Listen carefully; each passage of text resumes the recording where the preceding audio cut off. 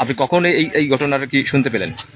জি, আসসালামু আলাইকুম। আমি এই মঠবাড়িয়া মোমিনিয়া মাদ্রাসায় আমাদের একটা প্রোগ্রাম ছিল।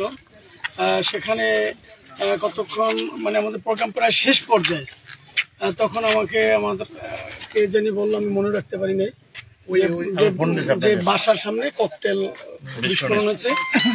আমি মানে এসে দেখলাম যে বাসার লোকেরাও অনেকটা মানে আতঙ্কিত হয়ে কাঁপতেছে।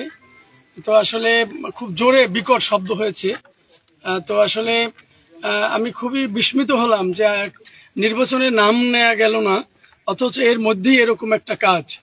তো আসলে আমি থানায় ওসি সাহেবেরও ফোন দিচ্ছি, মিডিয়াকেও জানিয়েছি, হয়তো তারা আসতেছে। তো আমি মানসিকভাবে মানে খুবই খারাপ লাগলো এই এই এই ধরনের এই বিষয়টাকে কেন্দ্র করে। আমার বাসার সামনে ককটেল বিস্ফোরণ মানে আমাকে হয়তো অবশ্যই হত্যা করার কোনো পরিকল্পনা ছিল কিনা তাও আমি জানি না। তো আমি যারা দেশবাসী মিডিয়া এই বিষয়টি লক্ষ্য করেছেন, আমি এর তীব্র নিন্দা এবং প্রতিবাদ জানাচ্ছি, এবং এই বিষয়টি যাতে প্রশাসনের মাধ্যমে মিডিয়ার মাধ্যমে তাড়াতাড়ি এর রহস্য উদ্ঘাটন করে এদেরকে তাড়াতাড়ি খুঁজে বের করা হয় এবং বিচার আওতায় আনা হয়, এ ব্যাপারে আমি প্রশাসনের কাছে জোর দাবি জানাচ্ছি।